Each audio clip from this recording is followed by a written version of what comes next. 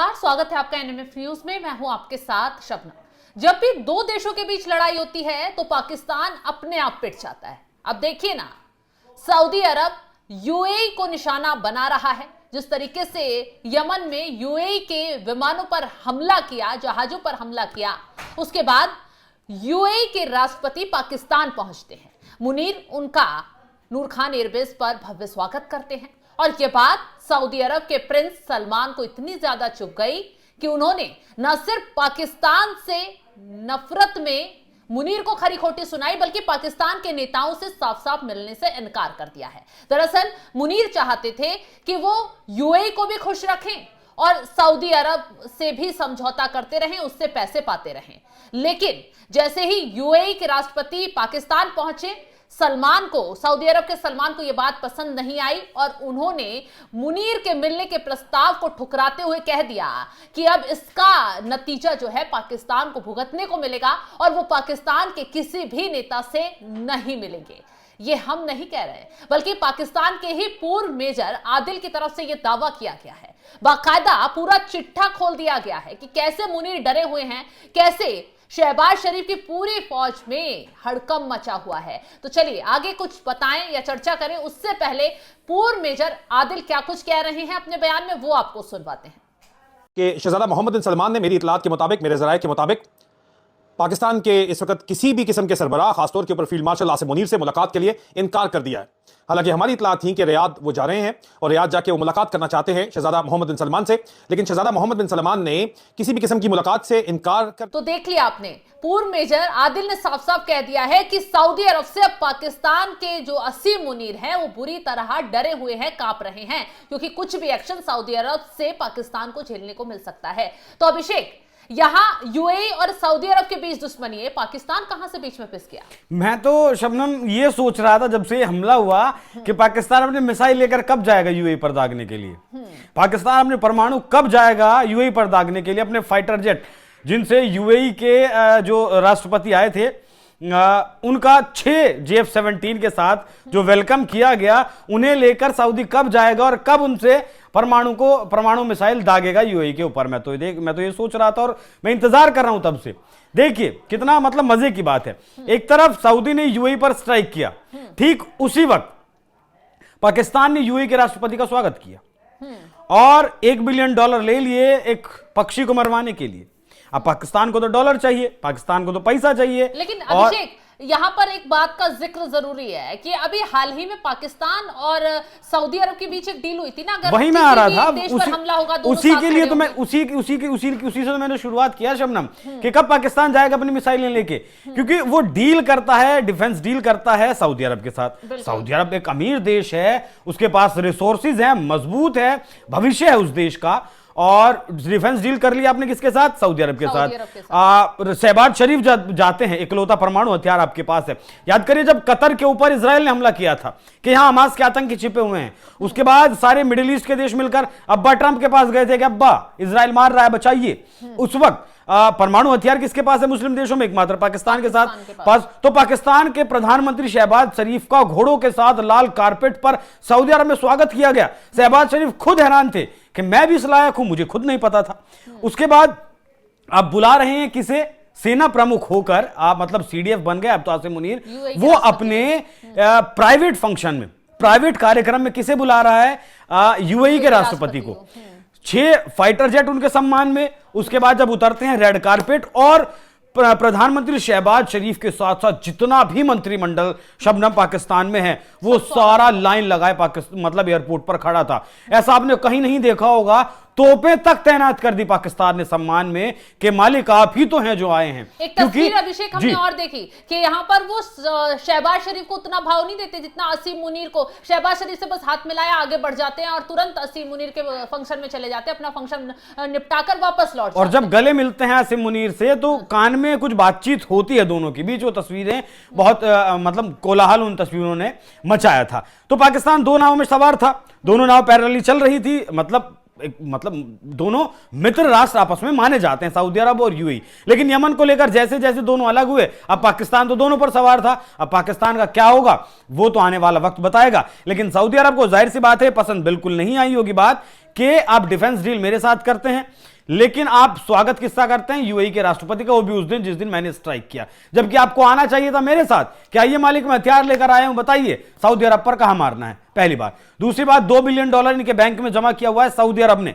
जिससे कि आईएमएफ का लोन मिलता रहे कि हाँ इनके बैंक में कुछ पड़ा है। और अब जब यूएई के राष्ट्रपति आए थे तो $1 बिलियन उन्होंने, पाकिस्तान ने उनसे भी ले लिया, हालांकि उन्होंने भी खर्च करने के लिए नहीं दिया है, उन्होंने भी दिया है कि बैंक में रखिएगा। और वो किस एवज में दिया है, आसिम मुनीर के यहां पहले प्रोग्राम में वो शामिल होते हैं, उसके बाद एक कार्यक्रम था, एक मतलब पाकिस्तान में एक बड़ी रेयर सी एक बर्ड है, ये शेख उसे मारने का, उसका शिकार करने का शौक रखते हैं। उसके बाद वो कार्यक्रम था, वो पंछी मारा गया, उसे मारने के बाद साथ वो सीधे एयरपोर्ट आए और अपना निकल लिए। नूर खान एयरबेस पर उतारना सबसे बड़ी भूल पाकिस्तान की रही।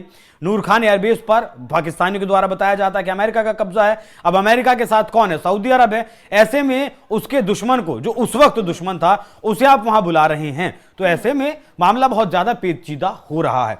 सऊदी अरब ने जो $2 बिलियन पाकिस्तान के बैंक में डाले हुए हैं, अगर वो सऊदी अरब ने किसी भी वक्त ले लिए तो आईएमएफ से जो $7 बिलियन का राहत पैकेज मिलना है वो नहीं मिलेगा, नहीं मिलेगा। कंगाल हो जाएगा पाकिस्तान, भूखा मर जाएगा, मतलब वो मिलेगा ही नहीं।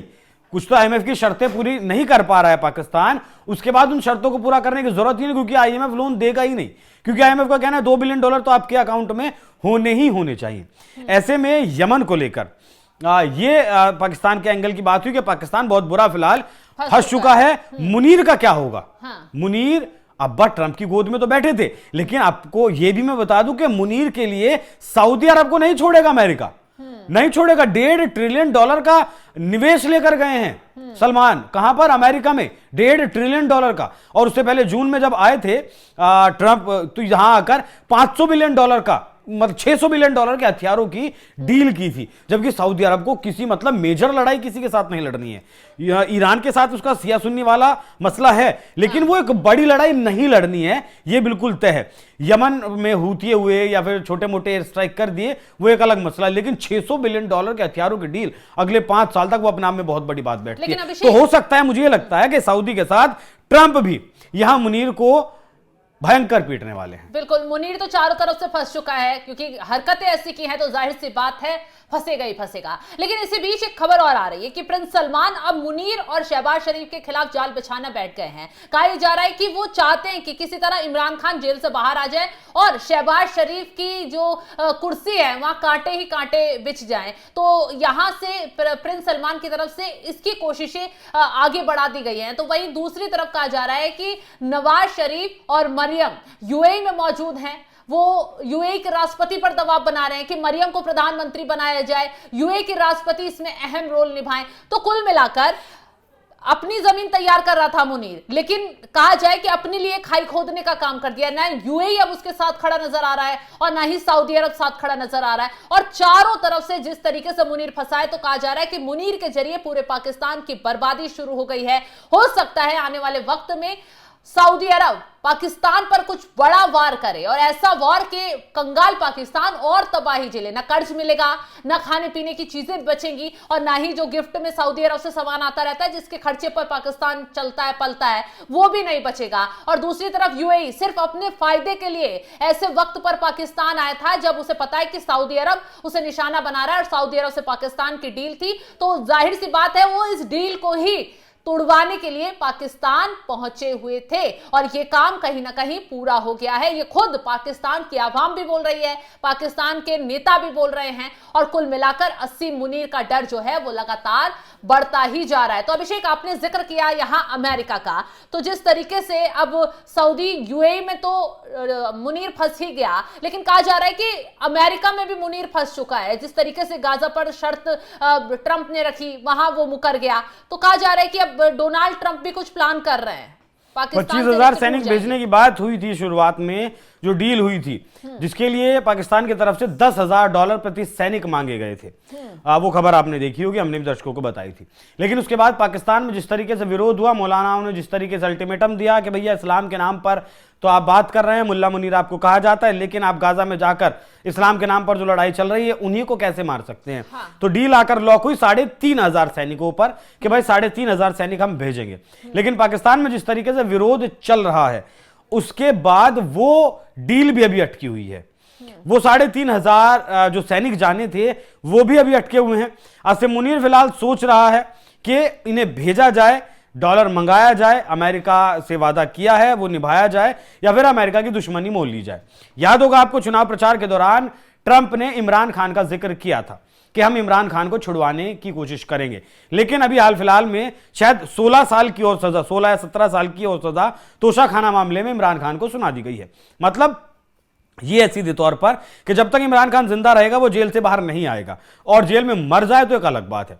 लेकिन मुझे ऐसा लगता है कि अगर मुनीर अपनी सेना को नहीं भेजता है गाजा में, और ट्रंप का ये कहा नहीं माना जाता है, तो आप यकीन मानिए ऐसा हो सकता है कि फिर मुनीर के खिलाफ ट्रंप भी आकर खड़े हो जाएं और फिर से इमरान खान को जिंदा करने की कोशिश की जाए। इमरान खान अगर एक बार जिंदा हुआ तो मैं अपने शब्दों के लिए माफी चाहूंगा, इमरान खान मुनीर को कुत्ता बनाकर सड़क पर घसीटेगा पाकिस्तान में।